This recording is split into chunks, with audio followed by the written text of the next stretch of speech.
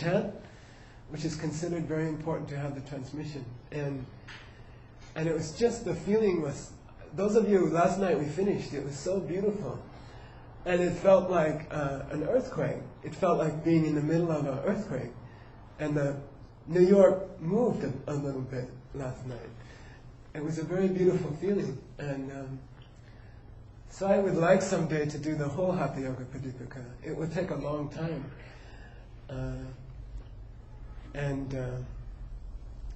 But we'll do it. I'll talk to you a little bit about how this book came to be. In 1099, the last Buddhist monastery of yogis was burned to the ground in India by invaders from the west, from Afghanistan, Pakistan, Iran. And the Mughals came to India. And they burned the books, they killed the monks, the monasteries were destroyed. And both Hindu and Buddhist yogis went underground. And it became like, Tantra became very secret. It was practiced in small cells of people, passed on only in small groups. It was dangerous to practice around the Mughals. And the books were kept carefully. Those that got, 4,500 of these books got to Tibet, and they were translated. And we have them. And that makes it very powerful to study a book like the Hatha Yoga Pradipika, because we have almost 5,000 texts to refer to clarify it for us. Then about, I would say 200 years later, and we don't know for sure, a yogi named Swatmarama lived, and he wrote down the Hatha Yoga Pradipika. And I think what impressed me the most when Sharon Ha gave it to us, and we started to read it in Sanskrit, and we memorized most of it. And what impressed me the most was after he introduces all the gurus, the lineage, which is very important to know you have a pure lineage, you know. The next thing he does is say, now look, if you're going to do a long retreat in the desert, you have to nishesha jantush jitam. Say nishesha jantush jitam. Which means you got to get all the bugs out of the retreat camp. You know, and then alpadvara, say alpadvara. Don't have a big door, have a small door. You know, and then, but he goes through this thing that if you've tried to do a long retreat, you know this guy's for real. The first thing you'd want to tell somebody was, watch out for bugs. You know, and you don't see that in these big philosophical scriptures, right? They're not going to talk about watch out for bugs. So for us, in the first chapter, he's already talking, he's saying, make sure the place is mouse-proof and bug-proof. Like, this is absolutely essential if you're going to meditate. Now, David Law was there. David Law, he was teaching us asanas one day, and our favorite mouse came up and nipped him on the toe. And you know, and the whole point I mean, that's a test that the scripture's for real, you see? That the person writing it did retreat.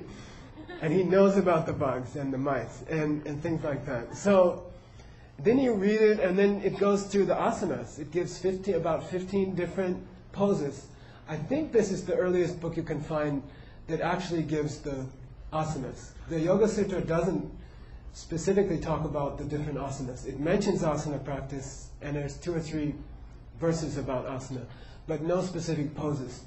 So the Hatha Yoga Pradipika then gives you poses.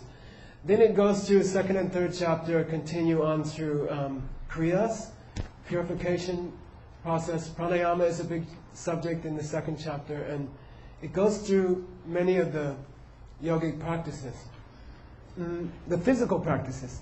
And these are called in Tibetan, they call, I'm just going to ask you to say it, it's a beautiful thing. Say chinang, tabla, tsor, be. Chinang, tabla, tsor, be.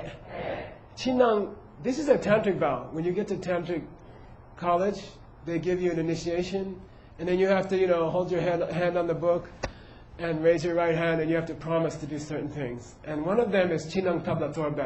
Chi means the outer methods of reaching enlightenment, and then nang means inner methods. So outer methods would be asana practice, with the exercises. And then pranayama, because it deals with the physical breath. And some of the practices that deal with prana as far as your physical body, your subtle physical body.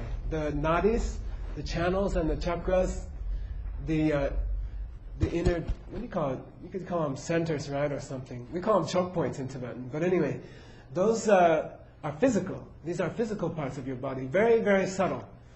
Then you step one more inch and you're into mind. You see? So the channels are the place where the mind and the physical body meet. And this is a big thing for science, where does the mind meet the body? And it's in these very subtle channels that move through they go through your body, and we'll talk about them later on today.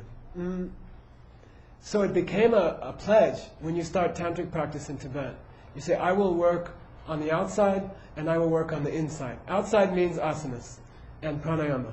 Inside means meditation, special kinds of meditation. So I thought today, the Hatha Yoga Pradipika, which means light on the yoga of Hatha, Pradipika means light. And that's why Master Iyengar got that name, Light on Yoga, is sort of a translation of Pradipika. And it means to clarify yoga, right? The first 3 chapters of the Hatha Yoga Pradipika are external practice. The body practices, the asanas and the breath practices, and then working with the channels on the outside, from the physical side. And then you work from the inside. And that's the 4th chapter. That's the subject of the 4th chapter. So, in Tibet we're very strong on the inside. And we're not so strong on the outside, which is why I came here, and which is why I'm learning. But, I thought I would cover the inside chapter, right? Because that's what we're very strong on in Tibet. And that's what I think it would be useful for you, something new that you could learn that would strengthen your asana practice and make it help you work from the outside and the inside, okay? So, we'll just start through it, okay? So, turn to the first verse.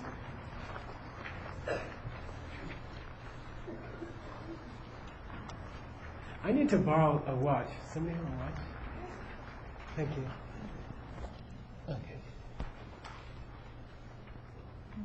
Okay. Okay. I'd like to ask someone to read. David, will you read? Just read the first one in the pronunciation and the English. Is that other mic working?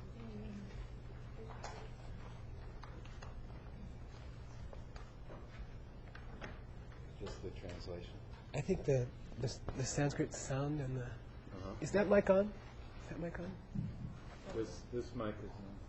Try this one.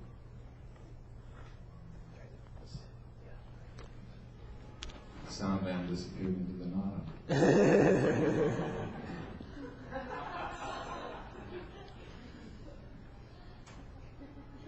Sarve Hatha Leopaya Raja Yogasya Siddhaya Raja Yoga Samaruddha Purushaha Kala Vanchaka. All the various methods of the yoga of sun and moon and the yoga of withdrawal are intended to be used so that we can attain royal yoga. A person who is able to climb up the royal yoga can then cheat death itself.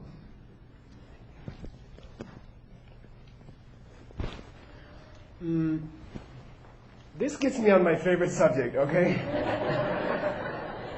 And I'm very adamant about it, and I don't mind if some people think I'm crazy. That's okay, okay? But the purpose to do yoga in the old days was kalavanchaka, to cheat death, okay? The purpose to do yoga the asanas, was to cheat death. How does that happen?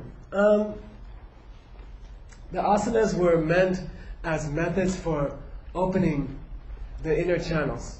Where the chakras are, there are knots, granthis, and then the poses of yoga were meant as methods to open the channels of the body, subtle channels of the body. And we'll talk more about that.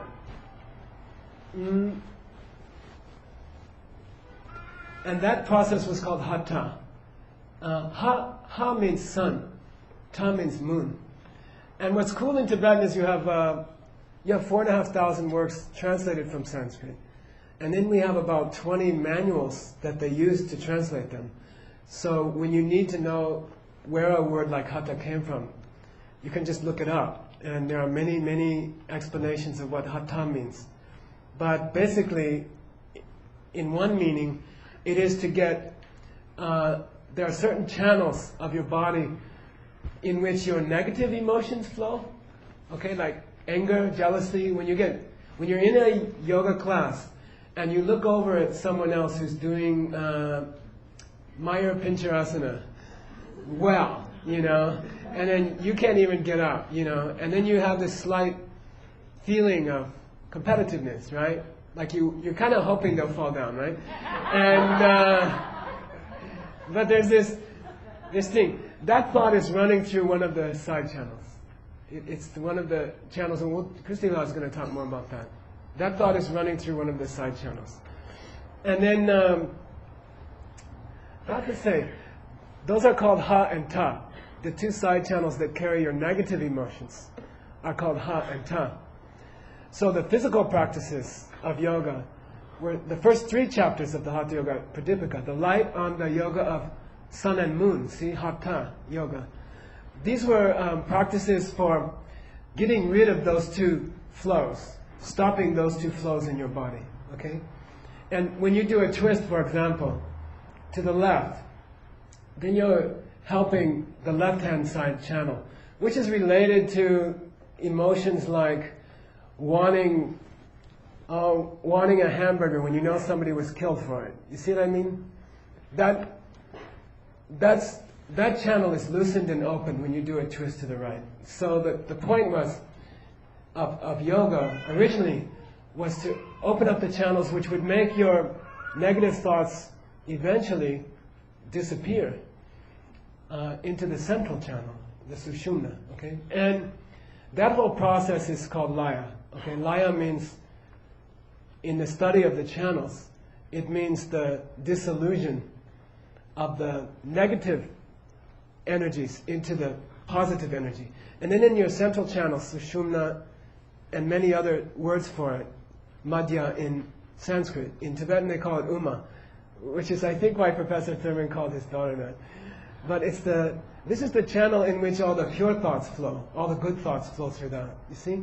So when they say here, all the various methods of yoga and sun and moon, they're talking about physical methods, asana, pranayamas, kriyas, to purify the body. These are physical methods. What we call in Tibetan, we call banging on the pipe. Like if you have a pipe that's stuck, like the pipe coming out of your sink in the kitchen, one way to get that central channel flowing would be to bang on it with a stick, right? And those are the physical methods. Those are the outer methods of asana and pranayama. These are working with the gross physical body to bang on the pipes from the outside, okay? Then there's a method, rotor-rooter, snaking down the pipe, okay? And that's where you go into the channels directly from the inside. And you work on them from the inside. Since what runs in the channels is your thoughts and your prana. Prana is physical. And in Tibetan they say ta dan taba nangshin. Say ta, dan, taba, nangshin. Now ta means a horse. And the prana is called the horse. And then your thoughts, tapa, they are the horseman or the horsewoman, the rider on the thought. But they say jupa chikpa. Jupa chikpa means they're always in tandem, they're always connected, they're always coupled. The thoughts and the prana are always coupled in your channels. So like when you have that feeling of jealousy for someone in a class, you divert prana into one of the side channels. Okay? And then every time you think a kind thought in class, like if you honor your teacher, if you bow to your teacher and really honor that they are the lineage for you, that they are very precious for you, then all these huge amounts of prana go into your central channel from the side channels. So the whole purpose of yoga was hatha laya, get the sun and moon channels, get the negative thoughts to flow into the central channel. What happens if they flow into the central channel? If you get to the point of laya, dissolution, dissolving, right? When they move into the central channel, and there's only the central channel, and all the thoughts are pure, totally good thoughts, 100% pure thoughts, then the chakras open. Normally they are constricted by the granthis, okay, by these knots. And then when you have a kind thought, when you have a good thought, they loosen. Because it's a closed system, there's only so much prana in your body. And if prana moves out of the negative channels and into the positive channels, then the negative channels shrink. And if you're jealous of someone in class, then the central channel shrinks and the two side channels get fat. And it's like balloon animals in the circus, you know, like you squish the belly and the arms get fat, and then you squish the arm and the belly gets fat. It's a closed system. You only have so much prana. If you could ever get to a point where all the prana entered into the middle, the body changes into light. No more the flesh, meat, mortality is driven by the negative thoughts, by the negative channels. When prana is in the negative sides, ha and ta, then you have a physical body, which is death. You know, what do you have to look forward after a day at Jiva Mukti Yoga? You're one day closer to dying. No, really. I used to say, I went with my boss. I used to have a boss. She was very, very, very, very wealthy. And she would fly to Tokyo, take me to carry her suitcase. I'm a vice president. I'm making 200 grand a year. She takes me to carry her suitcase, right? And then she goes to this cosmetics store in Tokyo. And I just couldn't stand it. I said, I'll wait outside. And she went in, and then an hour and a half later she comes out, and her face is slightly more smooth from the treatment, right? And then I'm thinking, in the hour and a half, she got more wrinkles.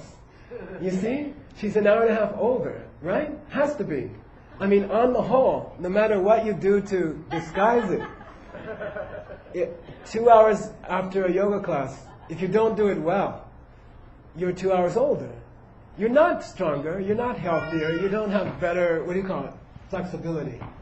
You're closer to dying. You're 2 hours closer, and you're just paid to be 2 hours closer to dying. No, and that's if we don't do yoga with the goal in mind, then that's what it is. It's just another way to die. It's just another way to spend your time until you die. You feel slightly better. Why? Tiny amounts of prana have gone into the central channel. Why? Because you stretch the external channels. Okay? But if you could if you could practice yoga with what the David and Sharon Hawk call intention, right? If you could have a kindness, thinking about other people while you do your yoga, then tremendous amounts of prana are passing into the central channel. When it all goes into the central channel, your being changes totally into a being of light. You're like a light being. And when you see these pictures in churches and synagogues, and that's not just stories. That halo stuff is not just somebody added that. Somebody saw that. They have a halo. They are made of light. And the purpose of yoga was to turn into light. What they say here, kalavanchaka. Kalavanchaka means to avoid death. You don't die anymore. That was the original purpose of yoga. So then your mind is on, okay, I saw that in a horror movie once. The guy got 900 years old, older and older. And he got wrinkly and wrinkly and wrinkly. And then, he comes out, he looks like Freddy. And he comes out and he's all old, do I want to be 900 years old? You see what I mean? It's not like that. When you change to a light body, the body is like extremely beautiful, extremely perfect, more perfect than you can imagine. You can't imagine it right now. More perfect than that. And you don't die, and you don't get old, and you don't suffer. Because all the energy is running in the love channel, right? The middle channel. So what's the use to do that if everybody else is still stuck in a body? My Lama just bought his third Droma. Droma means Tara in Tibetan. Tara is this goddess, right? So he buys Apsos, Vasa Apsos. These dogs, these little dogs. And he's on his, like, if you count the ones that came before, he's on his 5th dog. Meaning, he always outlives them, you see? Like, they get older and older, and he seems to get younger and younger. And he just bought his 5th dog in the lineage. And so how would it feel to just achieve yoga yourself? And then everyone is just getting older around you. You see, when the energy goes into the central channel, you also gain perfect love.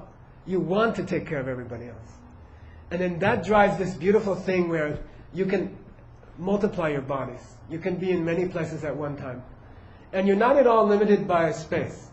Like to emanate a body in the back of the room or to emanate a body in another galaxy is no difference for you. It doesn't matter. You can be on countless worlds, taking care of countless people at the same time. And that's what you want to do, and that's why you're sitting here.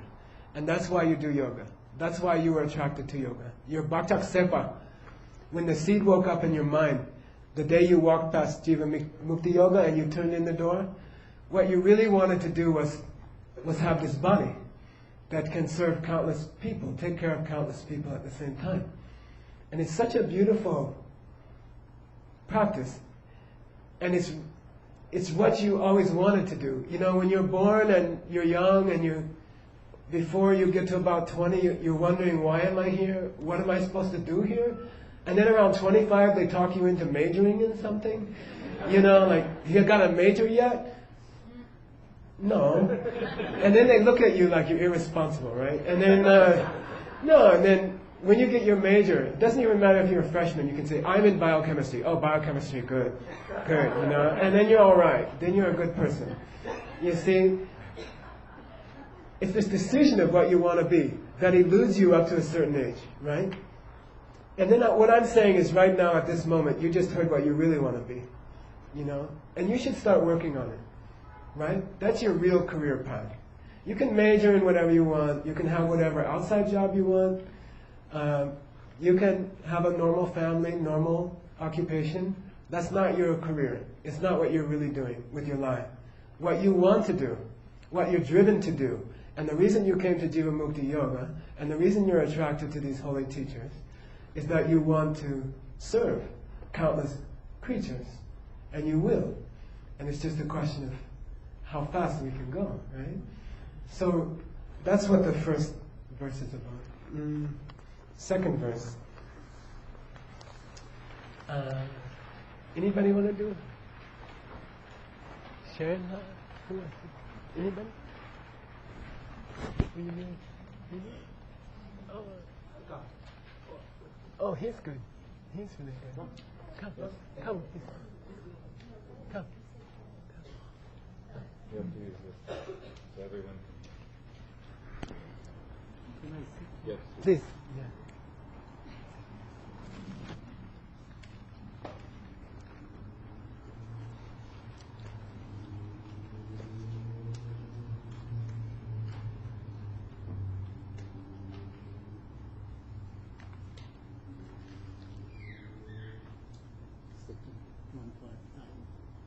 Oh, hold close. Ittayadayo mahasiddha. Yeah. Ittayadayo mahasiddha. Idyayadayo mahasiddha. Hatha yoga prabhavataha. Hatha yoga prabhavataha. Ittayadayo mahasiddha. Idyayadayo mahasiddha. Hatha yoga prabhavataha. Hatha yoga prabhavataha. Khandayitva kala dandam. Khandayitva kala dandam. Khandayitva kala dandam. Khandayitva kala dandam. Brahmande vicharanti te. Brahmande vicharanti te. Brahmande vicharanti te. Ramande Vichirantite. One only. Only one. Thank you, yeah. Thank you. English also. Oh, yeah. These and other mighty accomplished beings, born into power by the yoga of the sun and moon, roam the universe. This egg of the pure one, mingling among the crowds of men, for they have murdered death itself. So let's come and murder death.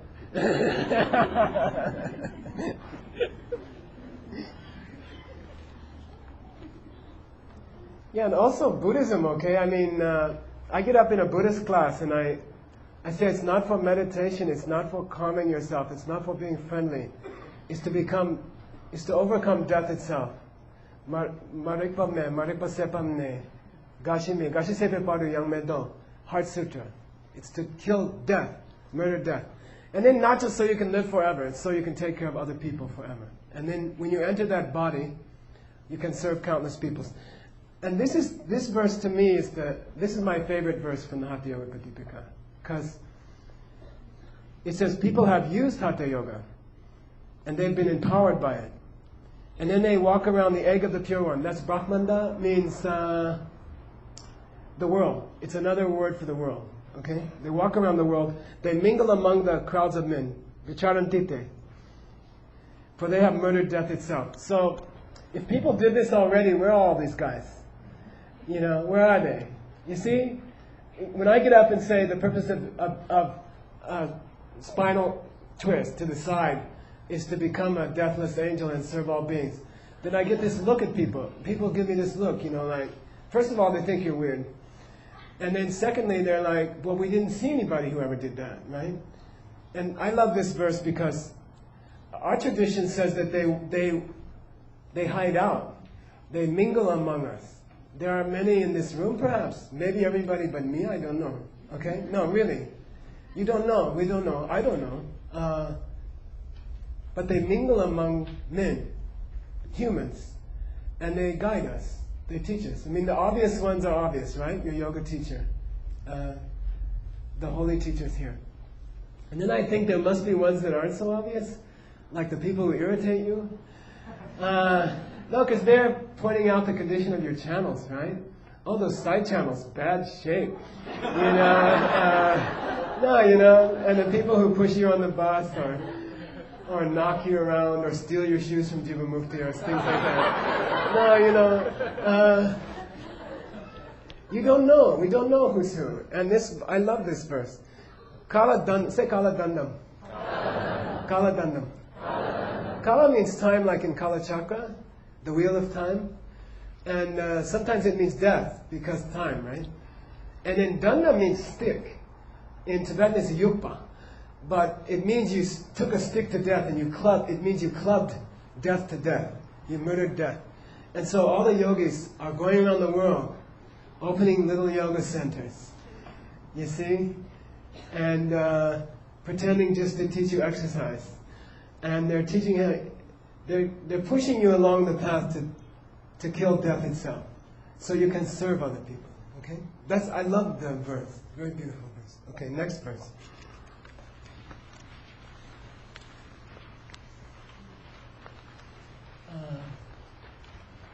Sharon Han, you choose someone to read.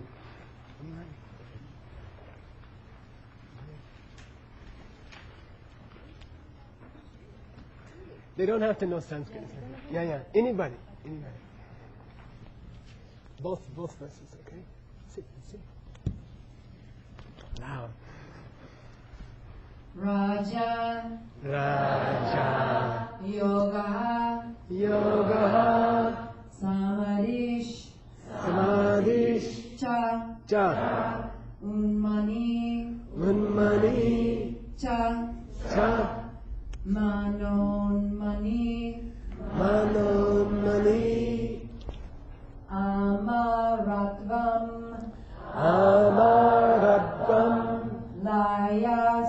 Layas Tattvam Shunyam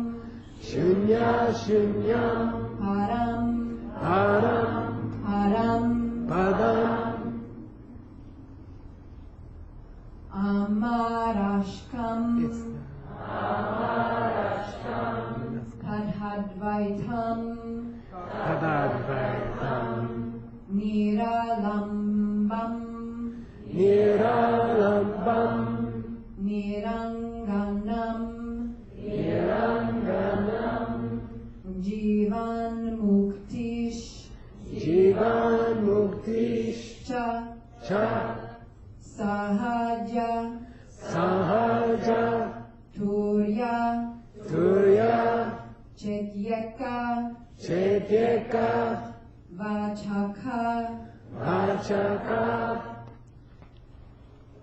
The following are all different names for the same thing: royal yoga, deep meditation, going beyond the mind, neither within nor beyond the mind, deathlessness, withdrawing the world, suchness, empty but not empty, ultimate reality, not thinking of things as anything, transcending duality, seeing nothing, beyond all impurity, freedom even before you die, the simultaneous and the state beyond.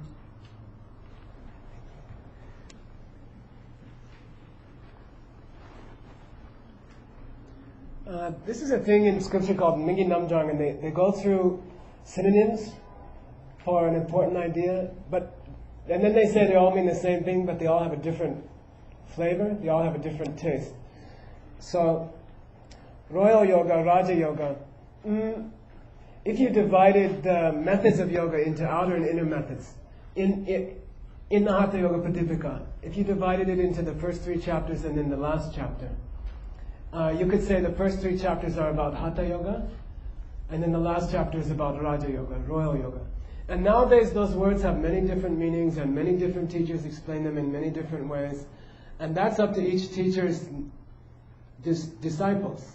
They will explain Raja Yoga or Hatha Yoga as meaning whatever it takes to help the disciple who's sitting in front of them at that moment. So you'll see many, many different interpretations. But in this scripture, in the Hatha Yoga Pradipika, he starts out by saying, the first verse says, I'm going to teach you Hatha Yoga, but only as a means to reach Raja Yoga. Okay? Only in order to reach Raja Yoga. So Hatha here refers the first 3 chapters to the physical or the outer methods. Asana, pranayama, working with the channels on a physical basis. And then when he gets to the 4th chapter, he calls it Raja Yoga, Royal Yoga, working from the inside with the inner methods. If you divide it into Ashtanga, the 8 limbs, then you could say like the first 5, he covers, the Yoga Sutra would cover in the 2nd chapter, and then they would save the last 3 for the 3rd chapter of the Yoga Sutra as being inner methods. You see? So that's how it divides for Ashtanga. So what are some meanings? What does Royal Yoga mean? He says deep meditation for one. And we'll talk more about that. That's an inner method. Going beyond the mind. I think it's very important to say that the purpose of yoga is not to go into some mindless state. I call it heroin yoga or heroin meditation. No, really. I used to interview all of my students before they could take the long courses, because I wanted to make sure they were appropriate for the class. So I interviewed a guy, and he said, I'm a heroin addict. And I was surprised, and then I said, you know, I've never tried heroin. I'm curious why. You know, what is it that is so strong that people would almost die to get their heroin, you know? And he says, all I want when I shoot up is to not think for 15 minutes, 20 minutes, half an hour. If I can stop my mind, if I can stop the blah, blah, blah in my mind for half an hour, I would kill for that. I would kill to get that hit. You see what I mean? And it's just, my mind is so painful to hear my mind talk all day. So I mean, a lot of times, meditation and sometimes yoga, I think, is presented as a means to stop your gross thoughts. But that's not what going beyond the mind means, because they will always come back. Okay, and that's why I stopped drugs when I was 20. You know what I mean? It showed you a lot of things, and it made you aware of certain possibilities. But then I think a lot of us in the 60s and 70s, we had this goal: can I get there without a drug? You know, can I do it naturally? You see what I mean? And I might see some beautiful beings under under a drug, or I might have some extraordinary experiences. Can I get these to happen without the drug? So going beyond the mind here doesn't mean reaching a point where you are somehow numb, or what's another, there's a word for it. You're just kind of oblivious. That's not the point. An enlightened being, these people who wander the world, vicharantite, they wander the world, they're totally aware. They're the opposite of that, you see? They are totally aware.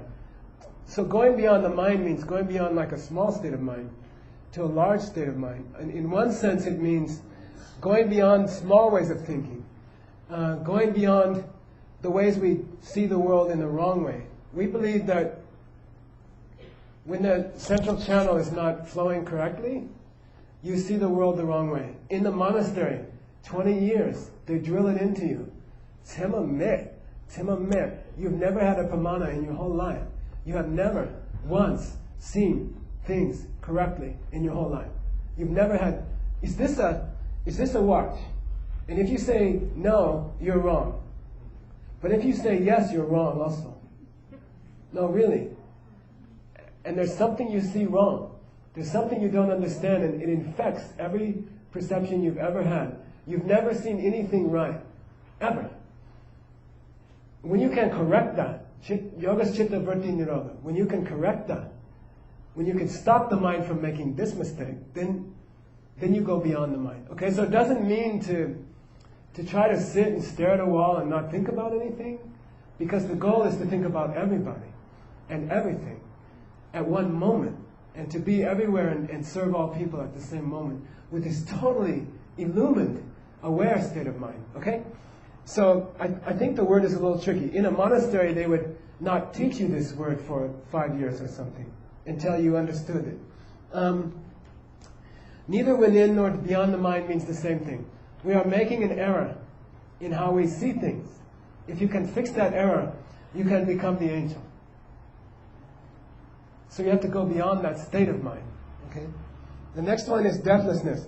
I threw this verse in because it said deathlessness. Amaratva. Okay? You can go beyond death. You don't have to die. The purpose of yoga, the reason to go to yoga class is to change the body forever and then serve people on countless worlds, and you will do that.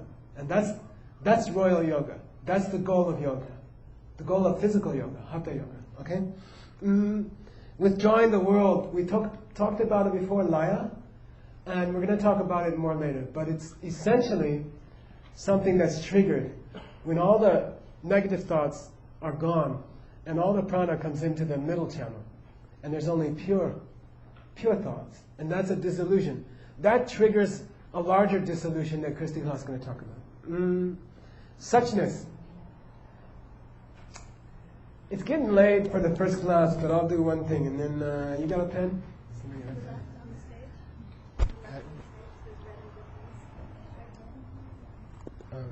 Got one. Okay, red one? Can we have red one?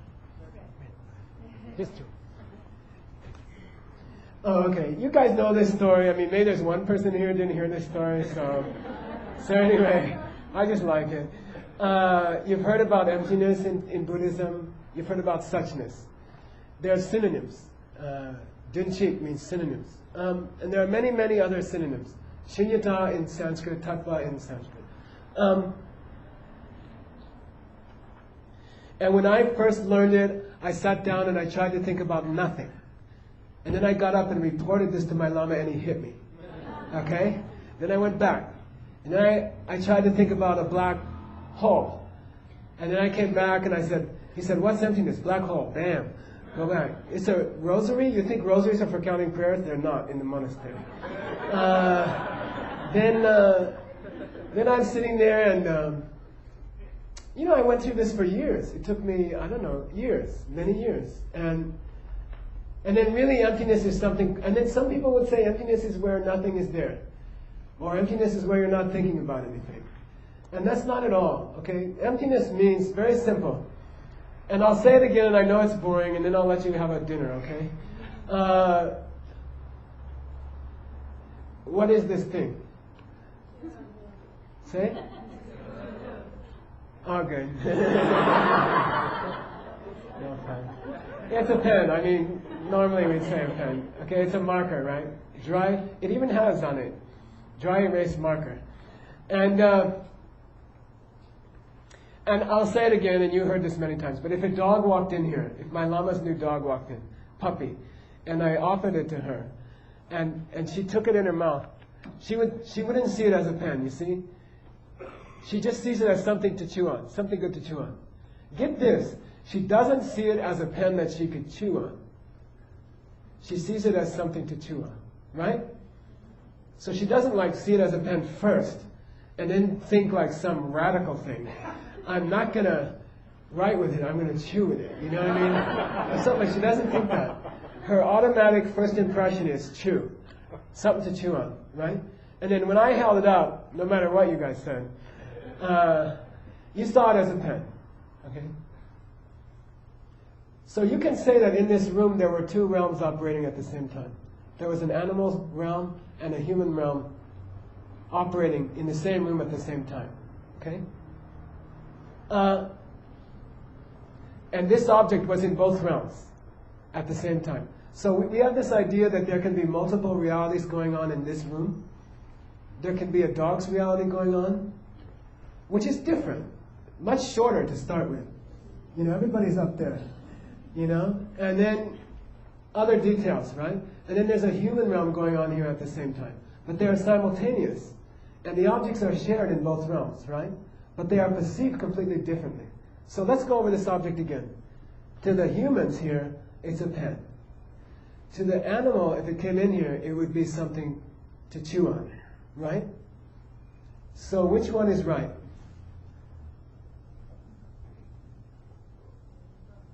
Both. I think you gotta say both.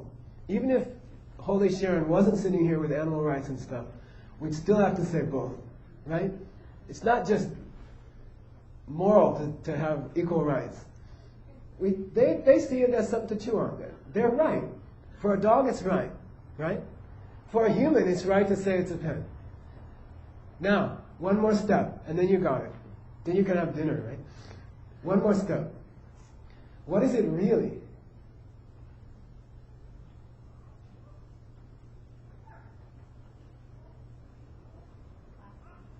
Huh? Plastic? Yeah, you could say a plastic stick, right? Some kind of plastic cylinder, okay? Get used to this. There is no real. There is no what you would call standard reality. You see what I mean? It's not like there's a standard reality and I see it one way and you see it a different way. It's not like that. There's only what you see. And there's only what I see. And in between the two, there isn't nothing. And that's tattva, that's suchness. That's all it means. Okay? That's all it means. There is no pen, and there is nothing to chew on. To the dog, it's something to chew on. To the human, it's a pen. In between there, there's nothing that it really is. Got it? Comfortable? Is it okay? Okay. My Lama would say, nod if you understand. He gets mad at me, you know. Okay. I got it. That's suchness. That's what suchness means. And we're going to talk a lot about it. We have to talk a lot about it. Yoga doesn't work if you don't understand that. You cannot do the inner methods if you don't understand them.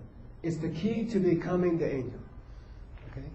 There's something about this thing that applies to this cylinder also. Okay? Whatever is true about this cylinder is true about this cylinder. Okay? You feel it, right? I could see this as flesh and blood. Am I right? To me, you see, to me, someone else walks in the room, sees light. To them. But what is it really?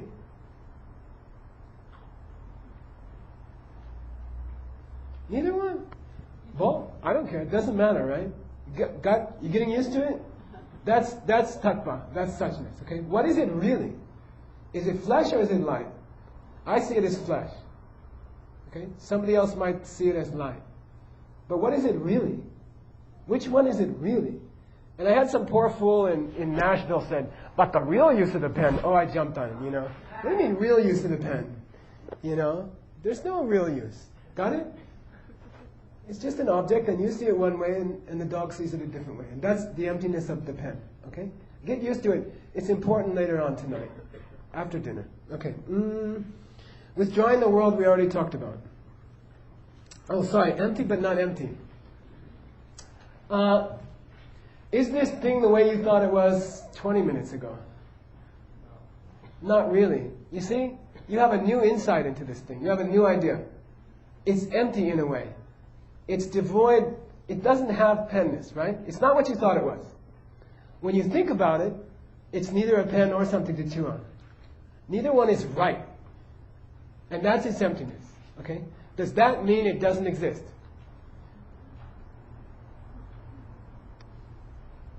No, I mean, whenever I ask that question, I say, anybody who says this is just an illusion, Maya, it doesn't really exist. I say, come up here, I'll give you a Saddam Hussein mustache. You know, I'll give you a Saddam Hussein. Since it's illusion, since it doesn't exist, really, you won't mind walking around New York with a Saddam Hussein mustache. Okay? You won't mind, right? Because it doesn't exist. It's not real. So obviously that's not what emptiness means. And what the great saints, they would say empty but not empty. Get it? Of course it's not what you thought it was.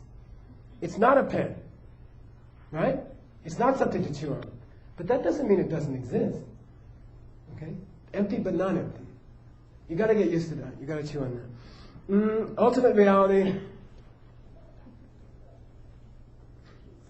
Is this ultimately a pen? No, why not?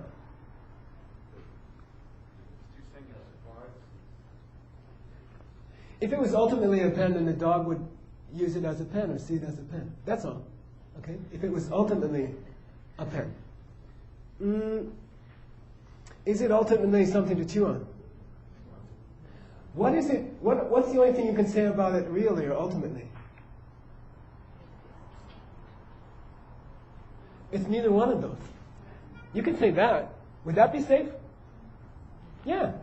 That would be safe. It'd be safe to say, by itself it's not a pen. By itself it's not something to chew on. Depends on who's looking at it, right? But by itself it's neither one.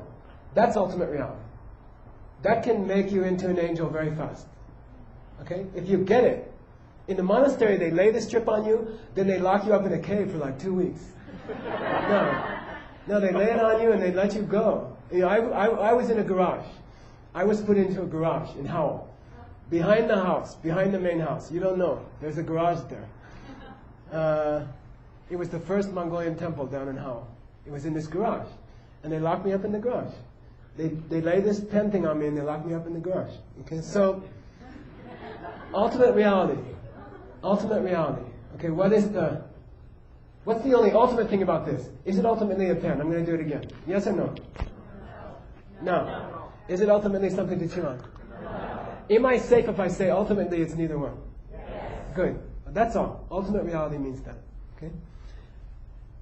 It's the key to becoming the angel. If you really want to help everybody, if you want to save the world, if you want to be the next Neo, is it Neo? No, really. Really. That movie might have been made by one of these Mahasiddhas, you see, to get that seed into your mind of saving the world. Or is it just a plain old story? Is it just a plain old movie? Was it just made by some people to make money?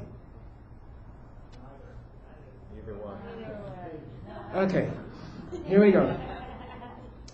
Not thinking of things as anything. Is this a pen? No. Oh boy. Is it ultimately a pen? Is it a pen? I mean, can we use it as a pen? Yeah. So it says here, don't think of things as anything. Okay, that just means get to the point where you realize this could have been anything. That's all. And this could be anything. Same principle. Once you agree to the pen, you're stuck with the arm. Okay? Here we go. Transcending duality. The big duality is that. You know, it's not to say I'm you or you me. I can get enlightened, you wouldn't be enlightened until you do it to yourself. You see what I mean? I stick a pin in my arm, you're not going to go ouch. Okay? Unless you have great empathy, I don't know. Okay? I do 2 hours of yoga, you know, I'll get flexible, you won't. You see what I mean? We're not the same in that sense. But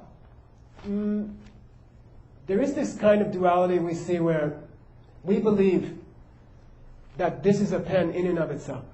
It's announcing pen to me. It's a pen from its own side. That's a kind of duality. I'm over here, and the pen's over there. And we're different. We're completely separate. I'm not making the pen. The pen is, I'm looking at the pen, and the pen is appearing to me, right? You say that. But as you get more advanced, and as you meditate better, and as you do the asanas to push the progress higher, which is what they're for, they accelerate the process of understanding the pen.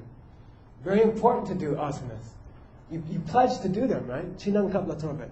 As you get better and better at it, as you get more advanced at it, you'll find that the pen is coming from your mind.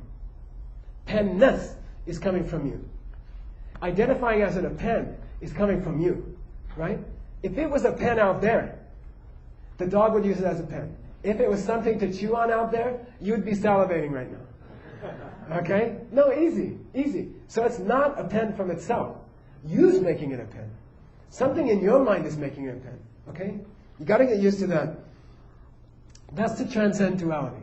There's no object out there which is not being influenced or created by my mind. Got it? That would be duality. The fact that there is no such thing is to transcend duality. Is there an outside object? Yes. Is it outside of me? Yes. Of course. Until I swallow it, it's outside of me. No, really, obviously. But is it coming from its side or my side? It's coming from my side. Okay? That's all. That's to transcend duality. See nothing means stop seeing this as a pen from its own side. Stop seeing this as an arm from its own side. Then you can do yoga. Then you can do yoga. It's not true that you have to see this as a flesh and blood. It's not true. Because you already agreed to this one. No, really. Once you agree to this one, you're stuck with this one. Okay? Very beautiful, very profound. If this is a pen only because you're seeing it as a pen, then this is mortal only because you're seeing it as mortal. And you can change it. And that's what's so cool. That's the whole point of suchness.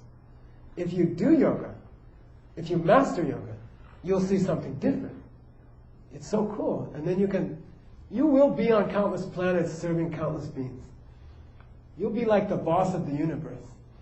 You know? You'll be like, I don't know, you'll be like, there's this employment agency, remember Pelmaha? We were in Hell's Kitchen, we had 6 students. There was an employment agency, we rented their basement for the first classes. And it was a really lousy place. It was really bad. People got their cars stolen every time they came to class. And it was all we could afford. We can still only afford that, but we just get into debt now. But then the Lou, right? The guy who owned the place, named Lou. He's this big, chubby guy. And he tells everybody where to go. He's like the boss of the employment agency, And people, it was a daily work thing, like really down and out people would come in to get $10 to work to carry bricks for a couple hours and then come back and get their $10. And so, but he's like the boss of the place. He's like running. You go there and carry bricks. You go there and carry cement. They need somebody over there to hold something up in the sun for 3 hours, And the guys would run out, You'll be like that. They call kyabdak. Kyabdak means you'll be at the center of the mandala. And you'll be sending out bodies to help people. Time to go to Earth. Sit next to a lonely person down on bus number 17 on Lexington. In 2 minutes. Can you get down there? Yeah. And then you just... Actually, it's called hundrup. Say hundrup. It's automatic. You don't have to think anymore. It's spontaneous. The guy shows up on bus number 17 when there's a lonely person there. It's so cool. And that's what you were meant to be. So... You need to understand this about the arm to pull that off. Beyond impurity is nirmala, you know that. Freedom even before you die. What is it in Sanskrit? Jiva Mukti. Okay? Very holy name they've given to this place. Very, very holy name. There's this bad thought running around. Oh, I have to die to go to heaven. You go to nirvana. Oh, he entered nirvana. What? He died.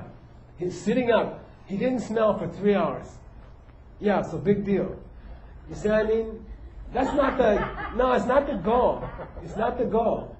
Oh, he stayed in samadhi for 3 days. He's dead. Okay? No, it's not the point. It's not the point. Jivan Mukti is the point. Jivan Mukti. Jivan means living. Mukti means you do it here and now. The Tibetan Lamas say, don't wait till you die. It's too late. When you die, it's the worst moment in your life. No, really. People say, oh, I'm looking forward to death. I'm brave. I'm not afraid to die. Take those goddamn... Sorry.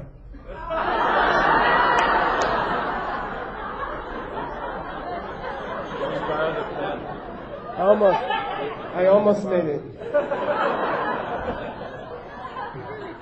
I tried. I did. Halfway. Take those folks out on the roof and hold them by the arms and then go like that. You know, and they'll go like that. Because people don't want to die. You see? Because you've been through it countless times and you know how bad it is. Okay? That's why people have this urge not to die. It's very, very bad. We went to CNN. They asked us to translate Dalai Lama footage for some special on His Holiness. And this nun comes up to His Holiness, this old nun, and she says, he says, how are you doing? And she says, oh, I'm afraid of that special pain when you die. You know, and then he's like, you should be. And it was very powerful. It's very frightening, it's very bad. Very bad things happen. Okay? So you have to pull it off before then. You can't wait. You have to pull it off Jivan Mukti. While you're still alive. Change the body. Do yoga. Change the body now. While you're fresh, young, bright. Do your meditation, your retreat, your yoga now. Then you can eat all the donuts and do Starbucks later. Instead of the other way around. You see? You'll have time later. Do the important stuff now. Get it out of the way. Become the angel now. Do it while you're young, fresh, bright, not handicapped, not senile yet. And then later you can enjoy yourself with all the other stuff you wanted to do now. You see what I mean? That's Jivan Mukti. Simultaneous at its highest point means emptiness, okay? Coupled with bliss. And that's a long story, we're not going to go through it. State beyond Turiya means you can say beyond suffering, okay? But these are all the same thing, Raja Yoga.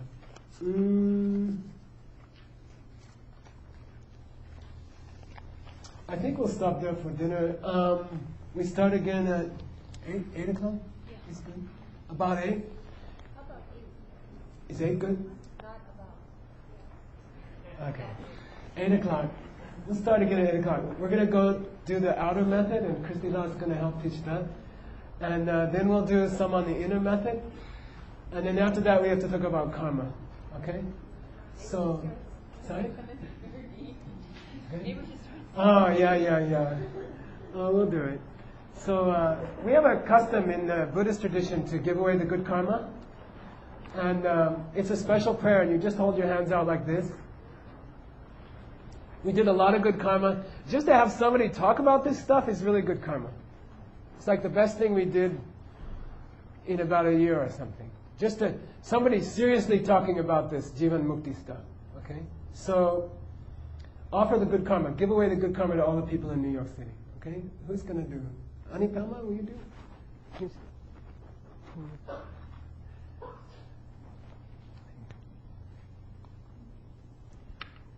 Yeah.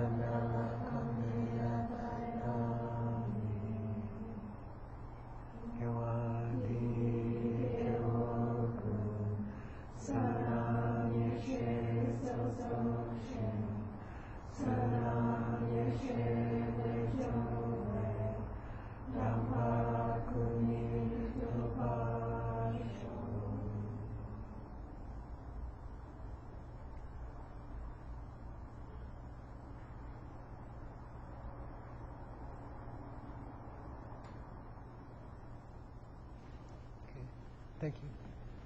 See you at